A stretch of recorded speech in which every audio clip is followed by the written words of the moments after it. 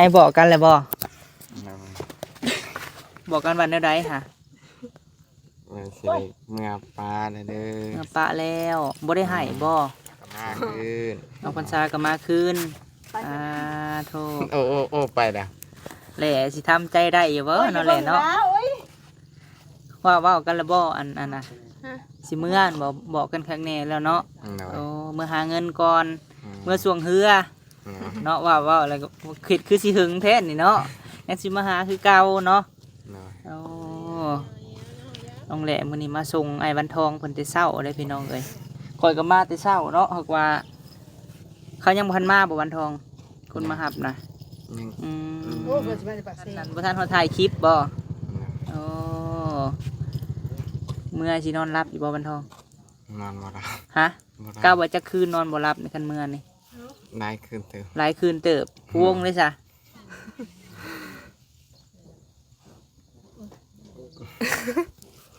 มีแต่คืนนี่จะไห้แล้วบ่จักนี่ฮะ โอ้ยเจ้าเหลือมาถาม โธ่พี่น้องเอ้ยดอกน้องๆเพิ่นมานี่สิเป็นแนวใด คิดเนาะ กินฮอดแล้วเนาะ ด้วย เป็นผู้บ่าวผู้สาวกันพี่น้องเอ้ยหลังเดือน12นี่คือสิบ่ทันดอกเนาะ โดย อ๋อใกล้เลยได้พี่น้องเอ้ยเดือน12นี่คือสิบ่ทันเพราะว่าคือไอ้เท่าทงเนาะแหละเนาะเพราะว่าเลื่อนถ้าบ่ทันเดือน12เลยสาววันทอง เงินสี่ เดือน4อ๋อเลื่อนไปกับพี่น้องเอ้ยเพราะว่าอ้ายน้องกับอ้ายกับน้องนี่บ่ได้เนาะมันใกล้กันโพดเท่านั้นแหละน้องเอ้ยสร้างเมื่อแล้วมาบ่ทันซ้ำพี่น้องเอ้ยมาแบบสร้างขึ้นรถเรียบร้อยเนาะ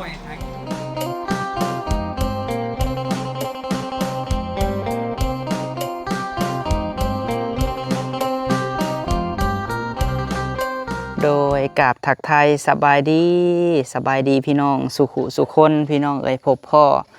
กับบ่าวพามีเด้อพี่น้องเด้อเนาะพบพ่อกันพี่แหละพี่น้องเอ้ยมาส่งพ่อสร้างถ่าเพิ่นมาหับเนาะโดยให้พ่อสร้างเพิ่นกำลังมาหับผู้ป้าเนาะคู่ใหม่นี่พี่น้องเอ้ย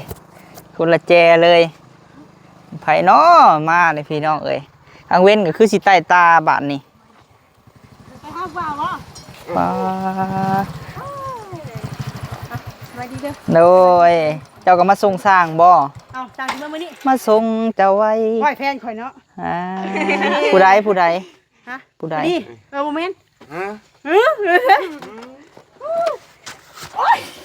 ป้า ใช่ดิ สุดบ่นี่ฮะ สุดนอน ป้า จะเบิ่งไม่เคินเด้ โพดเลยเนาะ เอาตัวนี้ อ่า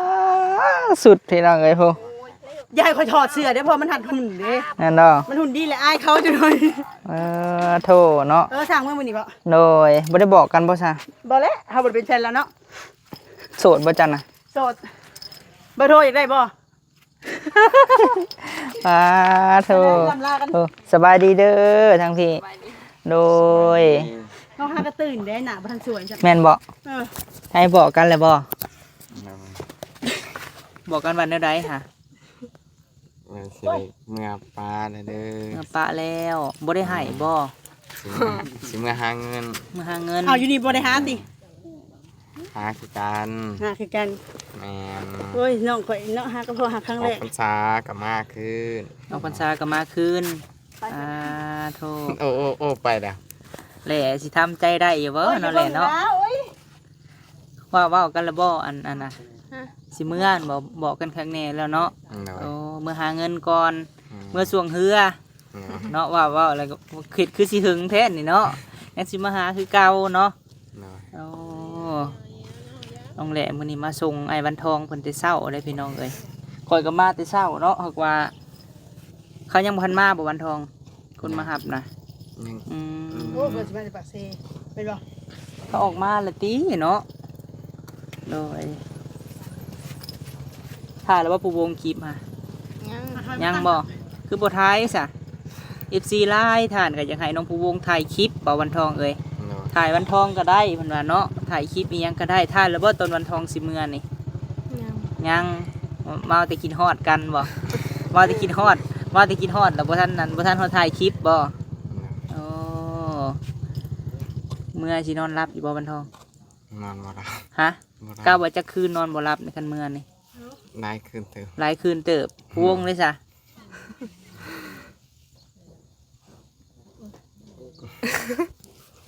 มีแต่คืนนี่จะไห้แล้วบ่จักนี่ค่ะ โอ้ยเจ้าเหลือมาถาม โธ่พี่น้องเอ้ยดอกน้องๆเพิ่นสมมุติว่าเมื่อประมาณ9 โมงนี่จักโมงฮอดพุ่นวันทอง ก็ประมาณบ่ายโมง2 โมง โอ้ดนเนาะ เนาะ ดนพอสมควรอยู่พี่น้องเอ้ยจังอันฮอดพุ่นเนาะ แม่น โดย เดินทางปลอดภัยเด้อ เนาะ ข่อยก็มาแต่เช้ามื้อนี้ว่าย่านจุนเจ้าอันเมื่อก่อนพี่น้องเอ้ยบัดมาบัดยังบ่เห็นไผมาหับเพิ่นอยู่เนาะดูว่าเตรียมเครื่องเตรียมของแล้วเนาะโดยเก็บเครื่องเก็บของพี่น้องเอ้ยแต่ว่าบางเทื่ออ่าสิว่าจังได๋ใกล้กันบ่บ้านเจ้ากับบ้านผู้สร้างค่ะ ครับใกล้กันเติม อืม แต่ดอกงามกับปักเส เรางามกับปากซี เนาะ โดยเรียกว่าอันคนละบอนเนาะพี่น้องเนาะทีมงานเพราะว่าอยู่กันอยู่ปากซีพวกกันยังสิเฮ็ดอีกแมันบ่สิได้แบ่งทีมงานกันได้นี่เนาะ เนาะ อ๋อโดยจักสีวันทองสิได้อยู่พุ่น หรือว่าวันทองสิมาพี่เนาะพี่น้องเนาะมารอรุ่นกันแหละคันว่าวันทองบ่ได้มานี่สิเป็นอะไร คิดว่า กินฮอดแล้วเนาะ ด้วย เป็นผู้บ่าวผู้สาวกันพี่น้องเอ้ยหลังเดือน12นี่คือสิบ่ทันดอกเนาะ เนาะ อ๋อใกล้เลยได้พี่น้องเอ้ยเดือน12นี่คือสิบ่ทันเพราะว่าคือไอ้เท่าทงเนาะแหละเนาะเพราะว่าเลื่อนถ้าบ่ทันเดือน12เลยสาววันทอง เงินสี เดือน4อ๋อเลื่อนไปกับพี่น้องเอ้ยเพราะว่าอ้ายน้องกับอ้ายกับน้องนี่บ่ได้เนาะมันใกล้กันโพดเท่านั้นแหละโดยว้ายไปตู้คำสิไปหมอลำเรื่องทั้งไรเด้นี่เนาะว้าวโหสบายดีเด้อมีตู้เด้อ โดยมาแต่เช้าแต่เชียวอีหลีเนาะมาส่งสร้างน้ำกันเนาะตู้เนาะ เด้อ เนื้อเสื่องงามแท้ งาน ใครเอาให้นี่ค่ะ นี่ค่ะ โดย ผู้ใหญ่ใจดี ผู้ใหญ่ใจะดีเอาให้โอ้ถ้าตุนเพิ่นใส่แล้วบ่เสือเอื้อน้อยฝากมาให้มื้อนั้นน่ะเห็นอยู่บ่ละตีไปให้ เห็นไง อืม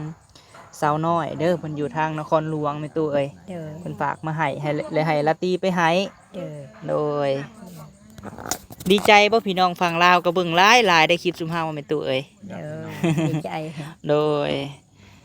ขอบคุญขอบคุณเพิ่นนะตู้เนาะ เด้อ เจ้าย่างไม่ใช่ค่ะ ย่างไปหาเลาะเบิ่งให้ โอ้มาชมบรรยากาศในบ้านเนาะ โดย ไปหาเลาะเบิ่ง เป็นตู้ก็มาส่งสร้างพี่น้องเอ้ยจักหน่อยเพิ่นก็มาฮอดแล้วเป็นตู้เอ้ยแต่จักหน่อยเลยว่าสวยพุ่นแหละเนาะ เด้อ โดยเอาซะพี่น้องเอ้ยไปผูกทักทายทางละตีเพิ่นก่อนสบายดีเด้อละตีโดยมาแต่เช้าแต่เสียวเนาะพี่น้องเอ้ยนี่แผนกในครัวพอครัวพี่น้องเอ้ยเป็นยังไงกินเสี่ยวมีความหักดีใจอยู่บ่ โดยดีใจ โอ้อันนี้สิได้บ่เงาแล้วบัดนี้เนาะไปหันไปนี่ก็ได้ตะกี้อัด3บ่เก่ง อาสา โอ้ ไปลินก็อัด3เท่ากันได้ บ่แม่นว่าละตีมีผัวเละๆสิไปนำบ่ได้เนาะ ไปได้ อั อั ด ด สาม 3คือเก่า จนตำรวจกักพุ่นแหล้วเนาะอัด แม่ 3 น ค่ะโอ้บัดนี้สิบ่ได้อัด3แล้วบัดนี้ฮะผู้วงก็มีความหักแล้วเนาะใช้รถคู่ใจเพิ่นน่ะมันคันใด มีคันแดงนี่นะ โอ้คือบ่มีแว่นเนาะรถนี่เนาะ มันใส่บ่ได้ ใส่บ่ได้ ข้าง มัน มัน ท่อเช้าดังแล้วบ่ท่อน่ะ แตก ได้แล้วเพราะว่าไปอันหันยังก็ โอ้ย หันนั่นน่ะเขาเนาะ ภายในดอกได้ผู้บ่าวเป็นช่างเนาะ แม่น ยัง แปลงได้อยู่ กะแปลงเนาะไม่เท่าเนาะดีใจใช่บ่ที่ได้ร้านเคยเป็นช่างเลย ดีใจอยู่ 2572พี่น้องเอ้ย ดีใจ ป้ายรถน้องผู้วงเพิ่นไว้ใช้ก็สบายแล้วบัดนี้เนาะ โดย สิบ่ได้อันแปลงอะไรพี่น้องเอ้ยเพราะว่ามีผู้บ่าวเป็นช่างนั่งใกล้ก้นบล็อกในเจือนทับได้ฮะ มาส่งสร้างเนาะสร้างมันก็สิเมื่อบ้านนะพี่เอ้ย แม่น เฮาก็พากันมาแต่เช้าเนาะ นี่ เตรียมเครื่องเตรียมของผู้แหละปากเซ่ผู้แหละบุญทรงเฮือปากเซ่พี่น้องเอ้ยบางเทื่อเพิ่นอาจจะเปลี่ยนทีมงานกันก็มี โดย แต่มารอรุ่นเนาะพี่น้องว่าอ่าเบาๆวันทองสิมาหาเสาแหล่ไว้บ่หรือว่าจังใดเนาะเพราะว่าอยู่ปากเซ่เพิ่นก็มีงาน งานอยู่เฮือนใหญ่ของแม่บิ่งพอเพชร โดย โดยเฮาก็มาเบิ่งพี่น้องเอ้ยไปเดี๋ยวเขาไปหาสร้างก่อนเด้อซันเด้อโดย บาย ไม่เนี่ย FC จังซี่ว่า FC ว่าข้าวต้มมัดหั้นนะ โอ้ เขาก็เลยใส่ส่งซะ เนาะจะข้าวต้มบ่หรืออั่วพี่น้องเอ้ยฮะ แทนข้าวซะเนาะ เพราะเวลาเดี๋ยวพวกหมู เบิ่งขออนุญาต โอ้เขาฮู้แต่เดินแล้ว ขออนุญาตป้าโธ่ อันในท้องอันในนม ฮะจัก เนี่ย ฮู้ บอกเลย จังอะไรท้องจังอะไรนม บ่มีนมมีแต่ท้องล้วนๆเลยไขมัน ใครมาเนี่ย เออ โดย เป็นอะไรไปจังใดมาจังใดคือบ่เห็นหน้าลายมือเลย เพราะว่าเมื่อวานเขาเป็นวินเขากินมัน เป็นวิน เขากินมันแล้วเขาเป็นวิน โอ้กินมันต้นนี่ชื่อก็ บ่ เป็น แม่น วิน มันหมูนี่ เนาะ เออ คิดว่ากินน้ำมันแอดซังซะเนาะ สร้าง เออ เขากินน้ำมันแบบว่าเขากินเดียวๆเขาก็เป็นวินได้ โดย แต่ว่าเขาก็ยากในมันแซ่บได้เลย กินหยังกินน้ำมันนี่ สิ้นหมูหั่นแหละ สินหมูโอ้ กินเข้าไปเดียวๆก็เป็นวินโลดเด้แต่ว่ายากเด้ มันสินหมูได้นี่บ่ บ่น่าโอ้เขาบ่ได้มาเมื่อวานนี่เลย เจ้าฮะ เขามาส่งน้ำมันแล้วเขาก็เอาสิ้นหมูเมื่อซื้อ มื้อนี้มาส่งสร้างมาส่งสร้าง เอามือยังมองซะ จักหน่อย ให้บอก แหละ เรื่อง ฮะ ให้บอกเพิ่น บ่ยากดอกคนเฝ้านะ แล้วสิให้เฮามาฝากกับแม่เฮาว่ะกับลูกเฮา เจ้าบ่สิมาเฝ้า เฮากับลูกเฮากับแม่เฮา กลางเว้นเลยให้ลูกเขามาเผาก็ยิ้มเผากลางคืนแล้วกันเฮากับลูก เพ เฮา ราะ มานอน กลางเว้นน่ะชุมข่อยสิมาอยู่กลางเว้นฮะ ก็เผานำกันนั่นแหละเจ้าบ่แม่นเจ้าสิบ่มีเวียกไปเพิ่น แต่ว่ากลางคืนนั่นถ้าว่าบ่มีเพิ่นเผานะเขาสิให้ลาตรีกับผัวเพิ่นนอนลาตรีเนาะมานอนได้อยู่ดอกกลางค่ำกลางคืนฮะ ไปได้อยู่แล้ว เพราะว่ามันบ่มีประตูประต่างกันข่อยสิมาหั่นผู้เดียวกะเบิ่งก่อนหั่น ยัง นะ พันติดประตูบ่ ยังลาตรีฮะเพิ่นกินข้าวกินน้ำแล้วเพิ่นก็มากับน้องเคยฮะเนาะเดี๋ยวป้าพามีผู้แหละพี่น้องเอ้ยไปหากินข้าวปุ้นก่อนเพราะว่ายังเพิ่นยังบ่ทันมาพี่น้องเอ้ยเพราะว่ามาแต่เช้าผู้แหละป้าพามีก็ได้เนาะโดยไปพี่น้องเอ้ยเดี๋ยวไปหากินข้าวกินน้ำก่อนเนาะพี่น้องเอ้ยสร้างเมื่อแล้วมาบ่ทันซ้ำพี่น้องเอ้ยมาแบบสร้างขึ้นรถเรียบร้อยเนาะโอ้โหสร้างเปลี่ยนจังไดอันนี้ฮะโดยเมื่อบริเมื่อบ่หรือวันอะไร ในเมื่อ ได้เมื่อโอ้มาบ่ทันซ้ำเนาะพากันไปกินข้าวปุ้นพี่น้องเอ้ยยังสั่งเปลี่ยนกับสั่งวันทองพี่น้องเอ้ยรถอยู่ไซเด้บาทนี่ให้ไปส่งอยู่ไซเนี่ยไอเปลี่ยนคิวรถป้าโทชาวพะวงแล้วไปส่งนี่เนาะ ไปหอดอยู่บ่เลยตึ๊ด โดยจังได้บ่วันทองบาทนี้รถบ่พอการซ้ำว่าเพิ่นสร้างเพิ่นพาลูกพาเมียเพิ่นมาเนาะพ่อเฒ่าแม่เฒ่าเพิ่นพี่น้องเอ้ยแม่บ่ทันโธ่วันทองบ่ได้เมื่อสร้างเปลี่ยนเมื่อพี่น้องเอ้ยวันทองให้อยู่เผาเครื่องบ่ใช้เบิ่งดูสิถามนี่โธ่น้องแหละดีใจอยู่ว่าวันทองบ่ได้เมื่อดีใจบ่าววันทองเพิ่นที่อยู่บ่ให้ทางน้องเคยพี่น้องไอ้บ่าวอันวันบ่าวเก่งมันสิไปส่งสร้างเปลี่ยนเมื่อนำกันพุ่นบ่เนาะไอ้เปลี่ยนหลายหลังกันเมื่อบ่รถเต็มพี่น้องเอ้ยหลายคนเลยโล่งไปว่าสาพวงแล้วว่ะ เลยโอ้บ่าววันทองอยู่เฝ้าเครื่องของเขาให้กุ้มได้วันทองเอ้ย น้อย บัดนี้บ่ได้เห็นช่วงเฮือแล้วบัดนี้เนาะบุญได้พวงเอ้ยคิดว่าอันซึ่งแล้วเนาะกินเนี่ยเนาะซึ่งวันพาสิเมื่อปะอะไรพี่น้องเอ้ยวันนี้วันทองเพิ่นอันอยู่เฝ้าเครื่องเฝ้าของเนาะมีตู้เนาะสั่งคำเพิ่นเมื่ออะไรพี่น้องเอ้ยวันนี้ฮันสั่งเปลี่ยนเพิ่นสิเมื่อน้ำหลังบัดนี้ฮะเพราะว่ารถเต็มให้เบาเก่งเนาะไปส่ง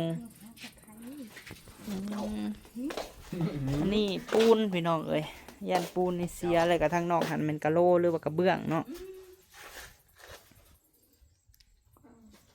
เครื่องของสั่งเปลี่ยนเพิ่นเมื่อก็ดีคือกันพี่น้องไอ้พอวันทองสิได้เฝ้าเครื่องเฝ้าของอันใดก็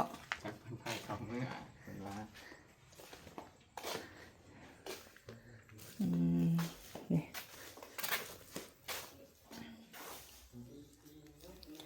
กับปูได้ซำนี้แหละพี่น้องเอ้ยเฮือนซานก็ได้เนาะ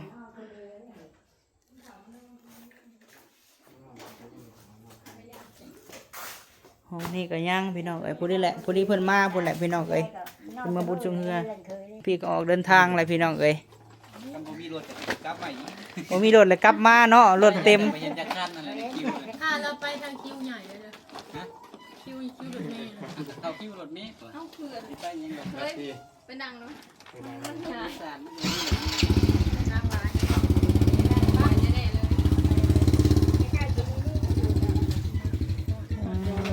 เราจังไปป้าแม่ตู้เงาบ่สั่งเมื่ออะไรแม่ตู้เงาไว้เนาะ เอาเลยเป็นหัวจาง โดย คุณก็จะเช่าเข้าไหม อีกมือสองมือก็มาแล้วแม่ตู้เอ้ยสั่งเมื่อบุญแล้วเปลี่ยนได้บังคลามมาฝากแม่ตู้อยู่เด้อ เอาเกิดชี้ข้าวกันมาเล่นเดือด มาบ้านดู ป้าเกือบสร้างเปลี่ยนพี่น้องเอ้ย ไปกินใส่เกือบอันนี้ มาบุทันเนาะมามัวแต่กินข้าวปุ้นพี่น้องเอ้ยสร้างจนออกรถก่อนเลยเมื่อรถบ่พอกันเพราะว่าเพิ่นก็มาหลายแน่เขาเก่งไปส่งสร้างเปลี่ยน บ่ได้เอาเกือบ สร้างคำนี่มีทั้งอันเมียเนาะมาหับพี่น้องเอ้ยเมียทั้งลูก2 คนไม่เท่าพอตู้ไม่ตู้มานำกันหลายคู่หลายคนเอาพี่น้องเอ้ยน้องวันทองเพิ่นสิอยู่เฝ้าเครื่องคล้องบัดนี้ที่แรกว่าคันว่าเมื่อเบิดแหละบอกพระมีคิดว่าสิมาเผาวันทองเอ้ยสิกุ้มอยู่แล้วว่าเนาะ คุ้ง โดยได้อยู่ดอกพี่น้องเอ้ยคำสาเพิ่นมามื้อ2 มื้อเนาะ เมื่อบุญกับบอนั่นแหละพี่น้องเอ้ยเพราะว่าบ้านนอกบ้านนาเฮาก็ต้องเมื่อเนาะเฮ็ดอยู่เฮ็ดกินพี่น้องมีบุญมีหยังอยู่บ้านเนาะแม่ตู้เนาะโดย มาพอดีแหละพี่น้องเอ้ยมาอันนี้เฮือนซ่านนี่ก็ใกล้แล้วแหละเนาะยังไปสาบทางนอกมาวันทองมานี่ก็เอาสาบทางนอกแล้วก็เข้าบ้านเนาะใส่บรรพับไล่ก้อนพี่น้องเอ้ยท่อห้องน้ำก็บ่ทันเอาลงซ้ำสาบทางนอกนี่ก็ประมาณจักมื้อวันทองประมาณ2-3 คนนี่ 3 คนประมาณ3 มื้อนี่ 3 มื้อเนาะ แม่น อันนี้แบบคนเฮาหน่อยได้พี่น้องเอ้ยแต่หลายคนนี่ก็ไวอยู่ได้เนาะ แม่น ประตูในนี่เจ้าสาบจักมื้อนี่ฮะ ตัวไหนบ่เบิ่งเด้อมือหนึ่งสองสามมื้อ โอ้ 3 มื้อคือกัน โดยคือว่าห้องน้ำเฮามันลงบ่วันทองปะไปเบิ่งปะ แม่นฝนมันตกแล้ว บ่ได้ขุดใหม่บ่ ได้ส่วนขึ้นใหม่ โอ้ได้ส่วนขึ้นใหม่แล้วเนาะ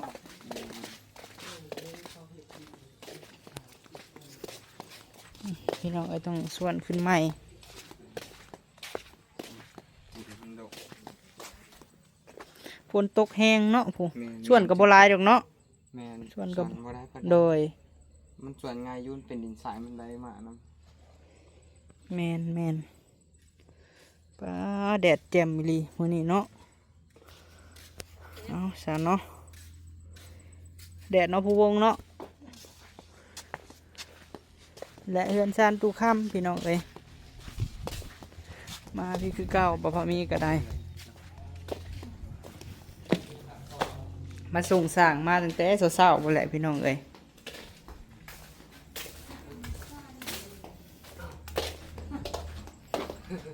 โดยสบายดีบ่จะมั่มโอ้ว่าสิมาส่งสร้างบ่เจ้ากะ เอ้าคือว่าบ่มีนั่นน่ะรถบ่พอกันนะ โดย ญาติเป็นคาเวีย มาเห็นนั่นเมื่อเลยติ อ้าวคือว่าเงียบแท้ว่ะ โดยที่แรกว่าคันสร้างเมื่อเบิดแล้วว่าอันสิมานอนเฝ้าว่ะวันนี้ผัดเป็นยังผู้หนึ่งสร้างกันรถบ่พอกัน เอา สิเมื่อน้ำลังบ่รู้ว่าเราได้เพราะว่าผู้อันสร้างเปลี่ยนเพิ่นกี้นี่นะ เอา เบาเก่งเพิ่นเมื่อส่ง บัดนี้ไผสานต่อแต่มันเพิ่นเมื่อเลยหรือเมื่อ เพิ่นเมื่อ ที่ยว เมื่อบุญส่งเฮือ อ๋อบุญส่งเมื่อ แม่น เพิ่นแล้วบุญเพิ่นแล้วเนาะ แม่นแล้วบุญ2-3มื้อพุ่นแหละ เอา